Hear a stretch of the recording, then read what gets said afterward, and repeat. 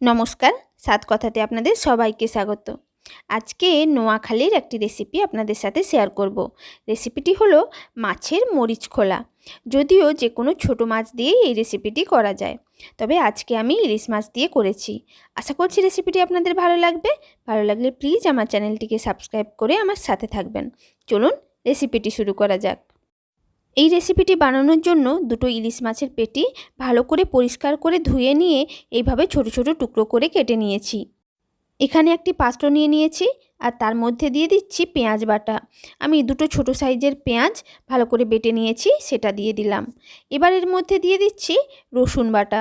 10 থেকে 12 কোয়া রসুন ভালো করে বেটে নিয়েছি, সেটাও দিয়ে দিচ্ছি। এই রান্নাটা কিন্তু বেশ ঝালঝাল হয়। এখানে আমি 3টে শুকনো লঙ্কা বাটা এর মধ্যে দিয়ে দিচ্ছি, আর একটা কাঁচা লঙ্কা কুচিও এর মধ্যে দিয়ে দিচ্ছি। তবে আপনারা যদি একটু ঝাল কম খেতে চান তাহলে কিন্তু ঝালের পরিমাণটা কমিয়ে দিতে পারেন। তবে এই রান্নাটা ঝালঝালই বেশি ভালো লাগে। ইলিশ মাছের টুকরোগুলো এবার আমি এই মশলার মধ্যে দিয়ে দিচ্ছি। এভাবে ভালো করে ইলিশ মাছের টুকরোগুলো দিয়ে দেওয়ার পর এর মধ্যে দিয়ে দিচ্ছি পরিমাণ মতো লবণ, আর দিয়ে দিচ্ছি পরিমাণ মতো হলুদ গুঁড়ো। হাফ টিস্পুন লঙ্কা গুঁড়োও এর মধ্যে দিয়ে দিচ্ছি। আমি আগেই বলেছি ঝালের পরিমাণটা আপনারা যদি কম দিতে চান তাহলে দিতে পারেন। এবার এই সব কিছু খুব ভালো করে হাতের সাহায্যে মিক্স করে নিচ্ছি।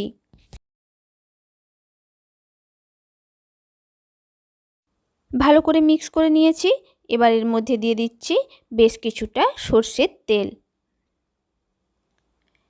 তেলটাকেও মাছ আর মশলার সাথে এইভাবে হাতের সাহায্যে ভালো করে মিক্স করে নিচ্ছি। দেখুন মিক্স হয়ে গেছে। এবার ঢাকা দিয়ে 15 থেকে 20 মিনিট রেস্টে রেখে দিচ্ছি। 20 মিনিট হয়ে গেছে, ঢাকনাটা খুলে দিচ্ছি। মাছটা কিন্তু একদম ভালোভাবে ম্যারিনেট হয়ে গেছে। এবার আমি একটি লাউ পাতাকে ভালো করে পরিষ্কার করে ধুয়ে নিয়েছি। শুধু পাতাটা নিয়েছি, মুখের কাছে কিন্তু কেটে দিয়েছি, একদম ডাঁটা নিইনি। এবার 1 চামচ করে মাছ নিয়ে ঠিক মাঝামাঝি এইভাবে চামচের সাহায্যে ছড়িয়ে দিচ্ছি, যাতে একটার ওপর আর একটা মাছ লেগে না থাকে। এইভাবে যেন চারিদিকে ছড়িয়ে যায়। অথেন্টিক্যালি এই রান্নাটি কলা পাতা দিয়ে হয়, তবে আমি একটু চেঞ্জ করে লাউ পাতা দিয়ে করেছি। এবার এর উপর ছড়িয়ে দিচ্ছি সামান্য কিছুটা সর্ষের তেল, আর ঠিক এইভাবে মুড়ে দিচ্ছি। দেখুন যেমনভাবে ঠিক আমি ভিডিওতে করেছি আপনারাও একইভাবে করে নেবেন। পাতাটাকে মুড়ে নেওয়ার পর এইভাবে ঠিক উল্টো দিক করে রাখবেন যাতে খুলে না যায়। একইভাবে আমি সবগুলো পাতা রেডি করে নিচ্ছি। দেখুন দুটো ইলিশ মাছের পেটিতে এইভাবে 6টা পাতা রেডি হয়ে গেছে। এবার গ্যাস জ্বালিয়ে একটি ননস্টিকের কড়াই বসিয়ে দিচ্ছি। আমার কাছে অ্যাকচুয়ালি তাওয়া নেই, তাই আমি এই কড়াইতে রান্না করছি। কড়াইটা দেখুন গরম হয়ে গেছে। এর মধ্যে দিয়ে দিচ্ছি কিছুটা সর্ষের তেল।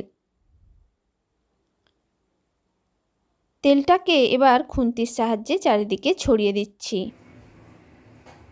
তেলটাও মোটামুটি গরম হয়ে গেছে। এবার একে একে পাতাগুলোকে এই কড়াইয়ের মধ্যে দিয়ে দিচ্ছি।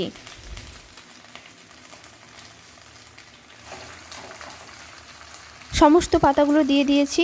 এবার ঢাকা দিয়ে একদম লো ফ্লেমে 10 মিনিট রান্না করে নিচ্ছি। 10 মিনিট হয়ে গেছে।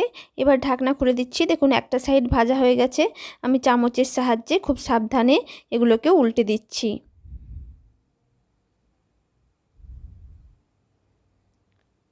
দেখুন সবগুলো উল্টে দিয়েছি। আবারও ঢাকা দিয়ে একদম লো ফ্লেমে 7 থেকে 8 মিনিট রান্না করে নিচ্ছি। প্রায় 8 মিনিট হয়ে গেছে, ঢাকনাটা খুলে দিচ্ছি আর আপনাদেরকে উল্টে দেখাচ্ছি। দেখুন সবগুলোই কিন্তু দুপাশ ভালোভাবে ভাজা হয়ে গেছে। এবার আমি এগুলোকে একটি পাত্রে নামিয়ে নিচ্ছি। গ্যাসটা অফ করে দিলাম। দেখুন সবগুলোকে আমি একটি পাত্রে নামিয়ে নিয়েছি। এবার এর মধ্যে একটি আমি খুলে দেখাচ্ছি।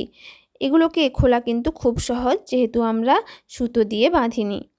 এইভাবে 4-5টা খুলে দিলে দেখতে পাবেন কতটা ভালোভাবে এটা রান্না হয়ে গেছে, আর কালারটাও কত সুন্দর এসছে। এই রান্নাটা দিয়ে কিন্তু এক থালা ভাত খুব সহজেই খেয়ে নেওয়া যায়। আমাদের ইলিশ মাছের রেসিপি একদম রেডি। এরকম নিত্য নতুন রেসিপি পেতে আমার চ্যানেল সাত কথাকে সাবস্ক্রাইব করে নেবেন, আর সাবস্ক্রাইব করার পর পাশে থাকা বেল আইকনটি প্রেস করে দেবেন, যাতে আমার যে কোনো নতুন ভিডিও আপনাদের কাছে সবার আগে পৌঁছে যায়। আর এই রেসিপিটি ভালো লাগলে একটি লাইক করবেন, সবার সাথে শেয়ার করবেন, আর নিচে কমেন্ট করে জানাবেন কেমন লাগলো। নমস্কার।